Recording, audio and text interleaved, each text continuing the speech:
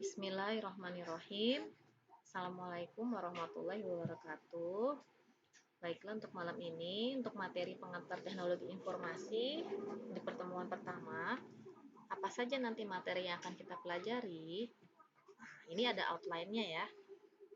Yang pertama adalah mengenai pengenalan teknologi informasi dan sistem informasi, lalu ada mengenai infrastruktur dan arsitektur dari informasi, lalu ada mengenai fungsi dan tujuan dari teknologi informasi. Nah, yang pertama mengenai pengenalan teknologi informasi. Tentu kalian semua sudah tidak asing lagi ya dengan istilah teknologi informasi atau TI atau IT, Information Technology. Jadi TI ini adalah istilah terhadap berbagai macam hal dan kemampuan yang digunakan di dalam pembentukan, penyimpanan, dan penyebaran informasi.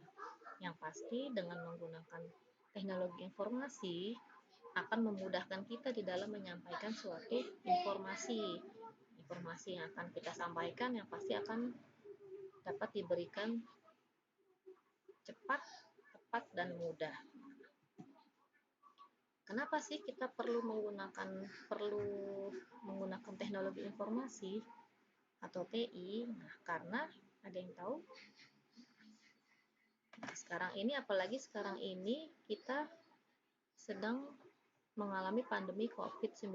Nah, yang dimana mengharuskan kita semua harus bekerja dari rumah, belajar dari rumah, ya kan? Dan semuanya dilakukan harus dengan online, ya tidak bisa dengan offline. Nah, perkuliahan yang seharusnya kita lakukan dengan tatap muka di kelas atau dengan temuan offline, nah sekarang tidak bisa karena ada pandemi ini. Maka sekarang di sini kita bisa merasakan betapa peranan TI atau teknologi informasi di sini sangat dibutuhkan karena memang semuanya harus dilakukan secara daring atau secara online.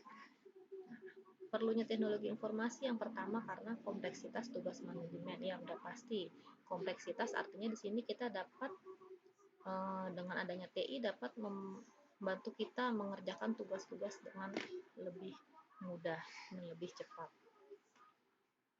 Dan juga karena adanya pengaruh globalisasi. Nah, biasanya teknologi informasi ini setiap tahun selalu berubah perkembangan teknologinya. Maka kita harus selalu mengikuti tren terbarunya ya. Kalau kita tidak mengikuti, kita akan tertinggal dengan teknologinya. Kita harus selalu update dengan perkembangan yang terbaru. Nah, perlunya response time cepat. Apa maksudnya? Response time cepat artinya bahwa apa yang kita butuhkan pada saat ini harus dapat segera diberikan. Misalkan ada suatu tugas yang harus dikerjakan pada hari itu, maka harus dikerjakan hari itu juga dan dikirim pada saat itu juga. Nah, itu artinya real time, bahwa kerjaannya harus dikerjakan dalam waktu yang cepat, yang membutuhkan response time cepat. Nah, atau bisa juga karena adanya tekanan persaingan bisnis. Nah, ini artinya saingan bisnis kan apabila misalkan kita misalkan ada suatu perusahaan yang ingin menawarkan suatu produknya supaya bisa tertarik ya customernya. Bagaimana supaya customernya bisa tertarik untuk membeli produk tersebut? Nah, maka si perusahaan tersebut bisa dengan memberikan penawarannya dengan menggunakan website atau dengan memasang iklan di Instagram atau Facebook, supaya tidak tertinggal dengan kompetitornya. Oke, nah itu untuk mengapa kita perlu menggunakan teknologi informasi. Lalu ada sisi informasi. Sisi informasi itu sendiri artinya adalah pengertiannya sistem yang menggunakan teknologi komputer untuk mengumpulkan, memproses, menyimpan, menganalisis, dan menyebarkan informasi. Nah, kalau sudah bicara sisi informasi, biasanya itu sudah dalam bentuk aplikasi. Aplikasi ya, sudah dalam suatu bentuk software, perangkat lunak, aplikasi. sisi informasi. Sisi informasi itu sebenarnya terdiri dari data, informasi, dan pengetahuan. Nah, kalau data itu merupakan masih fakta mentah atau data yang diterima pertama kali, belum diolah. Apabila dia sudah menjadi informasi, maka datanya telah diolah atau diorganisir sehingga akan memberikan arti bagi si usernya atau si pemakainya.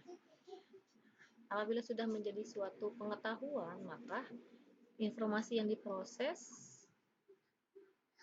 itu adalah informasi yang diproses sehingga memberikan pembelajaran pemahaman untuk dapat diaplikasikan. Jadi informasi ini nanti artinya sudah merupakan dalam bentuk pengetahuan yang diberikan kepada si usernya. Lalu ada lagi sistem informasi berbasis komputer atau Computer Based Information System, CBIS. Ini adalah sisi informasi yang menggunakan komputer dan teknologi komunikasi untuk melakukan tugas-tugas yang diinginkan. Di dalam teknologi informasi, apa saja infrastruktur yang diperlukan? Infrastruktur informasi atau komponen apa saja sih? Nah, yang pertama ada perangkat keras atau komponen perangkat keras atau hardware. Perangkat keras atau hardware ini bisa terdiri dari perangkat input, perangkat output, perangkat untuk penyimpanan data. Lalu ada lagi perangkat lunak atau softwarenya. Misalnya adalah operating system atau sistem operasi apa yang dibutuhkan atau aplikasi lain yang dibutuhkan. Lalu ada jaringan dan komunikasi, networking, infrastrukturnya. Ada basis data, database-nya. Dan terakhir ada information management personnel. Untuk arsitektur informasi itu adalah perencanaan apa yang dibutuhkan terhadap kebutuhan informasi. Kita masuk ke kemampuan sistem informasi. Apa saja sih kemampuan sistem informasi? Dengan adanya sistem informasi, maka kita tahu ya, semua transaksi proses yang dilakukan akan menjadi lebih cepat dan akurat. Misalnya, kalau misalkan kalian misalnya ingin melakukan transaksi pengiriman uang atau transfer uang dari suatu bank, ingin ke bank lain atau bank yang sama. Nah, sekarang semua bank kan sudah mempunyai yang namanya mobile banking ya. Kita bisa melakukannya hanya dengan dari dalam rumah saja, tidak perlu harus keluar menuju ke bank tersebut. Jadi kita tidak perlu untuk mengeluarkan ongkos atau transportasi, kita bisa melakukannya dari dalam rumah, dari dalam kamar ya, duduk 5 menit, klik, nggak nyampe 5 menit, selesai, kita bisa kirim. Nah, ini karena adanya sistem informasi. Proses transaksi yang dilakukan dapat cepat dan akurat. Selain itu, dengan adanya sistem informasi, kapasitas penyimpanan juga menjadi lebih besar dan aksesnya pun lebih cepat. Kalau misalkan kita perhatikan, nah coba dulu HP zaman dulu tidak seperti dengan HP sekarang ya. Kalau HP sekarang itu kan rata-rata mempunyai daya kapasitas penyimpanan yang besar. Kalau dulu belum ya. Nah, karena apa? Karena memang semakin kesini kebutuhan data yang diperlukan memang juga semakin besar, sehingga memang memerlukan untuk kapasitas penyimpanan yang besar.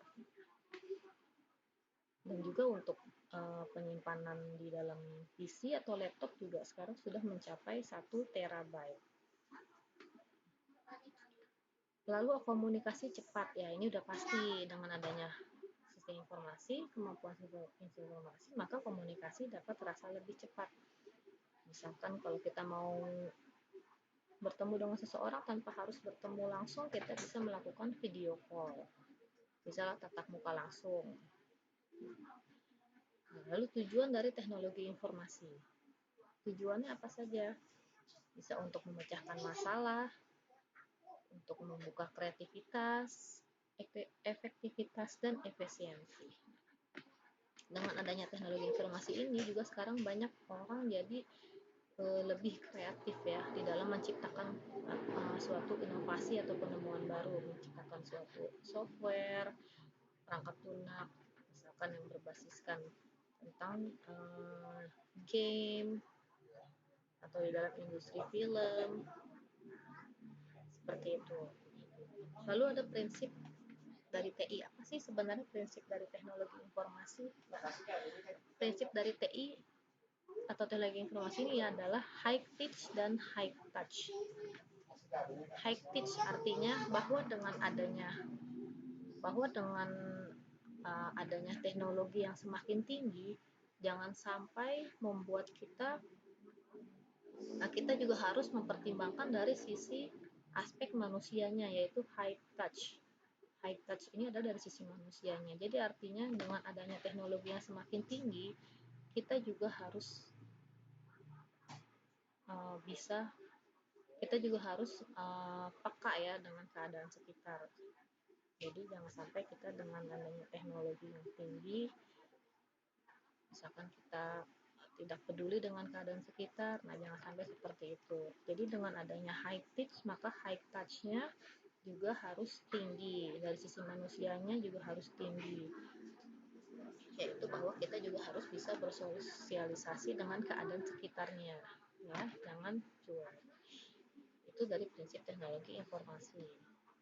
Nah, untuk fungsi dari teknologi informasi, bisa menangkap atau mengcapture, untuk mengolah data atau processing, untuk mengenerate atau menghasilkan, untuk menyimpan data, bisa untuk mencari kembali, retrieval, dan bisa untuk melakukan transmisi atau pengiriman data.